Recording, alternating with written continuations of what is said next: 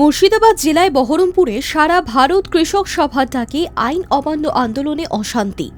মুর্শিদাবাদ জেলার বহরমপুরে টেক্সটাইল মোড়ে সারা ভারত কৃষক সভা মুর্শিদাবাদ জেলা কমিটির ডাকে আইন অমান্য আন্দোলন কর্মসূচি পালিত হয়। সভায় উপস্থিত ছিলেন সিপিআইএম এর রাজ্য কমিটির সম্পাদক মোহাম্মদ সেলিম। সভাতে সভাপতিত্ব করেছেন সারা ভারত কৃষক সভার মুর্শিদাবাদ জেলার সম্পাদক সচিদানন্দ কান্ডারি, সিআইটিইউ জেলার সম্পাদক জ্যোতিরূপ ব্যানার্জি, প্রাক্তন সারা ভারত কৃষক সভার রাজ্য সম্পাদক নৃপেন চৌধুরী, সিপিআইএম নেতা তুষার দে সহ বিশিষ্ট নেতৃবৃন্দ। তৃণমূল কংগ্রেসকে এবং বিজেপিকে রাজনৈতিকভাবে পরাস্ত করার আহ্বান জানানো হয় সেই সভা থেকে। পাশাপাশি পুলিশকেও আক্রমণ করে তিনি বলেন, পঞ্চায়েত ভোট সহ বিভিন্ন ভোটে পুলিশ অতি সক্রিয়ভাবে শাসক দলের হয়ে প্রধান ও সভাপতি নির্বাচন করে দেন এবং নির্বাচনে প্রত্যক্ষভাবে তৃণমূলের সাংগঠনিক কাজের সঙ্গে নিজেদের জড়িয়ে ফেলেন। তিনটি লোকসভা নির্বাচনে বামপন্থী জোট প্রার্থীদের নির্বাচিত করার আহ্বান জানানো হয়। আইন অমান্য আন্দোলনে মহিলাদের অগ্রণী ভূমিকা পালন করারও অনুরোধ জানানো হয়। আপনারা সকলেই জানেন যে এমপি সমিতির মালিকের শূন্য রাখতে হচ্ছে তৃণমূলের মন্ত্রী, এমএলএ, এমপি অথবা সভাপতি, জেলা পরিষদের মেম্বারেরা এসব লড়ছে। এর চাইতে আর কিভাবে লড়বে? তা আমি একটা উদাহরণ দিই, তাহলে বুঝতে পারবেন যে কেমন লড়ছে তারা। ধর্মপ্রাণ মুসলমান মানেই তার মুখে দাড়ি থাকে। দাড়ি রাখাটা সুন্নত, ইসলামী নিয়ম অনুযায়ী।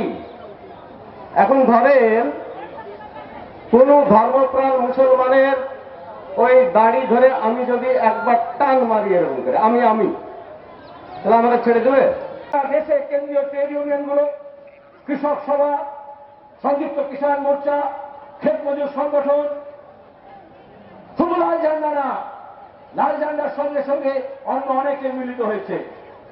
16 তারিখে তারা বলল কোথাও ধর্মঘট করবে, কোথাও গ্রাম ভারত বন্ধ করবে, আর কৃষকরা মিছিল করে পার্লামেন্টে যাবে, দিল্লিতে যাবে। এর আগেও 26শে জানুয়ারি বলেছিল, 2 বছর আগে, আপনাদের মনে আছে। মোদী সরকার কি করছে? এখানে যেরকম দেখছেন ব্যারিকেড লাগিয়েছে, সব থানা থেকে মহিলা পুলিশ নিয়ে এসছে। আইন অমান্য আন্দোলন খুব শান্তভাবে চললেও হঠাৎ বেশ কিছু আইন অমান্যকারী ব্যারিকেড ভাঙার চেষ্টা করলে পুলিশের তরফ থেকে সর্বপ্রথম লাঠিচার্জ শুরু হয়। এরপরে বিক্ষিপ্ত আন্দোলনকারী পুলিশকে লক্ষ্য করে ইট ও পাথর ছুঁড়তে শুরু করে। ইট ও পাথরের আঘাতে বেশ কিছু পুলিশ কর্মী আহত হন। পুলিশকে রক্তাক্ত হতেও দেখা যায়। অপরদিকে অনেক সমর্থক আন্দোলনকারী পুলিশের লাঠির আঘাতে ক্ষতবিক্ষত হয়। অনেক নিরীহ আন্দোলনকারী ও পুলিশের লাঠির আঘাত প্রাপ্ত হন। একজন আহত আন্দোলনকারী ঘটনাস্থলেই জ্ঞানও হারিয়ে ফেলেন। অ্যাম্বুলেন্সে হাসপাতালে নিয়ে যেতে দেখা যায় পুলিশ প্রশাসনের আধিকারিকদের।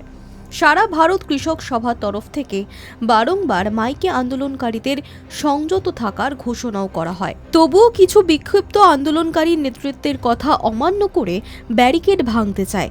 তৎক্ষণাৎ পুলিশ কাঁদানে গ্যাসের সেল ব্যবহার করেন। চারিদিকে ধোঁয়ায় ও গ্যাসে আতঙ্কিত হয়ে আন্দোলনকারীরা ছত্রভঙ্গ হয়ে যায়।